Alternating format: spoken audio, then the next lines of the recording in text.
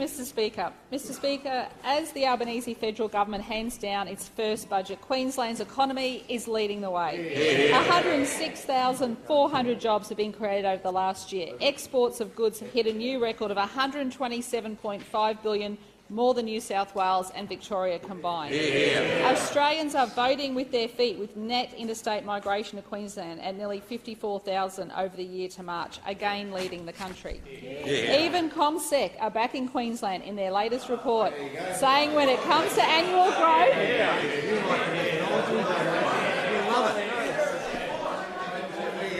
let me quote, Mr Speaker. Queensland is the growth leader. Queensland has the strongest jobs market. That strong economy, built on a strong health response, has flowed through to a strong budget position.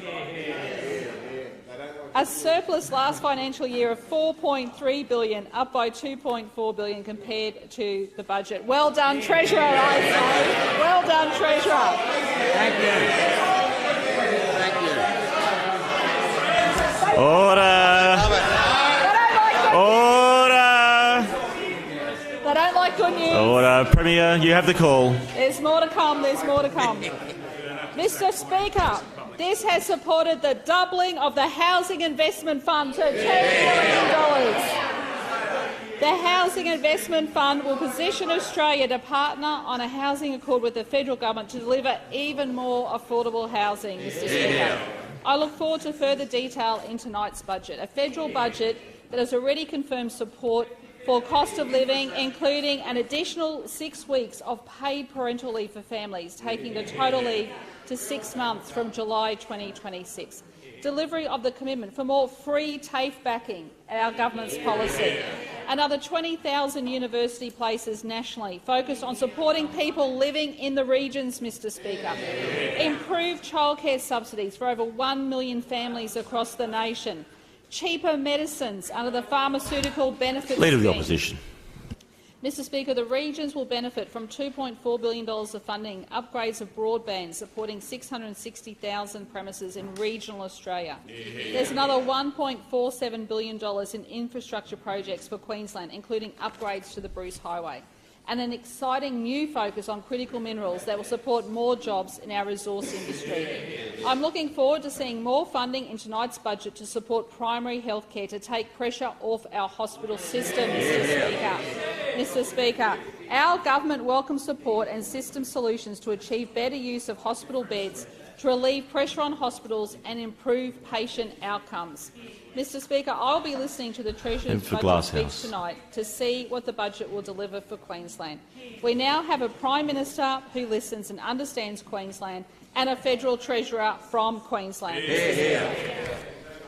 Mr Speaker, last Thursday, more than 170 people representing both the state and federal governments, local governments and others who work at the housing coalface gathered for our government's historic housing summit.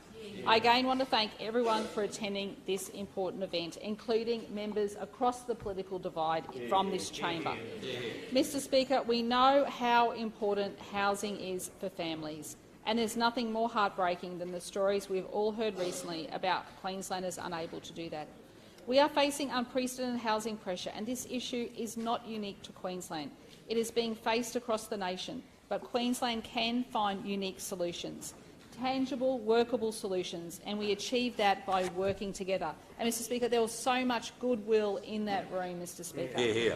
Our government has already made significant decisions. We will double the size of our Housing Investment Fund from $1 billion to $2 billion to help with the commencement of new homes. Additionally, there are now key outcomes from the summit that I'm determined to become a reality. Mr Speaker, every idea presented at the summit is important. We have been approached by many organisations and individuals with offers of land and other contributions to help get more homes into the market quickly. This includes faith-based organisations who are doing a stocktake of their own land holdings to see what might be suitable for housing. As an immediate step, we will establish a portal where more of these ideas can be received, a clearinghouse within government, bringing together all departments to consider all these offers and work quickly and collectively to unlock their potential. We will undertake our own audit of government buildings and land. We have activated more emergency funding and support $21 million and will continue to assess if we need to activate more. We know we are looking down the barrel of severe storm season, and that is why our government will be cutting red tape to allow faster construction of emergency accommodation in disaster-affected communities. This will be in place as a matter of priority ahead of the coming season. The outcomes from the summit will be captured in a report which will be tabled in the Parliament next month. It requires we take our time but still act with urgency to analyse that data and present a suite of solutions to address this critical issue facing thousands of Queensland families. And finally, Mr Speaker, as Premier, I have the privilege to attend a lot of sod turns, breaking ground on major infrastructure projects which benefit Queensland and Queenslanders right across our state. And let me say, Mr Speaker, there's a lot happening, Mr Speaker.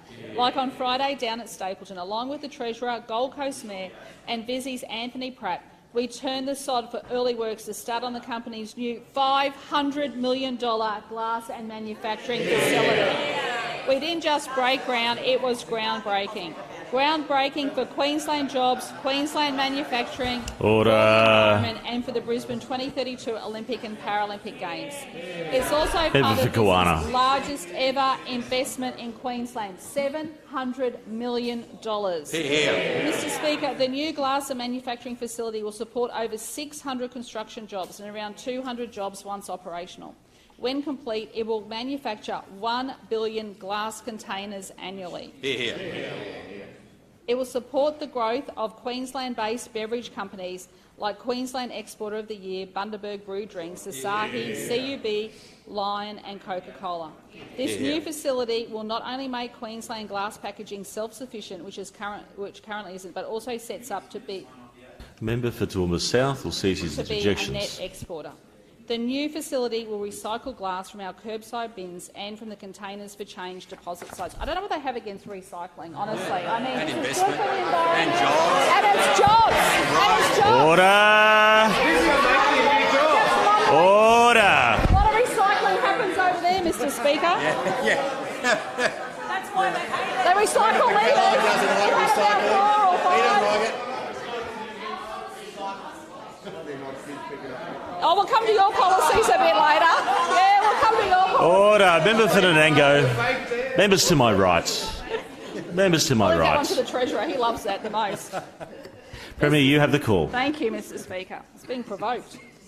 Mr Speaker, it will divert up to 40,000 tonnes of glass from landfill, the equivalent of 200 million extra recycled beer bottles. It will also increase the amount of glass Queensland can recycle from 140,000 tonnes to up to 200,000 tonnes a year. Mr Speaker, this is all part of a broader deal I announced back in April. It meant relocating and upgrading Visy's current South Brisbane glass factory to a new factory at Stapleton, which not only secured manufacturing jobs for the glass factory, but at 2 other sites as well, including a new cardboard box factory at Hemmant and an upgrade to its resource facility at Gibson Island. In return, we secured a key site for the 2032 Olympics, the International Broadcast Centre, where pictures of Brisbane and Queensland will be beamed around the world. It is also part of the ongoing urban renewal of the broader South Brisbane Riverside precinct at Kurilpa. Mr Speaker, the new facility will help Visy and Queenslanders support our clean energy future by increasing recycling and reducing emissions, and this is to be applauded. It is also another step in the journey to 2032 and the climate-positive games. I call the Deputy Premier. Mr Speaker,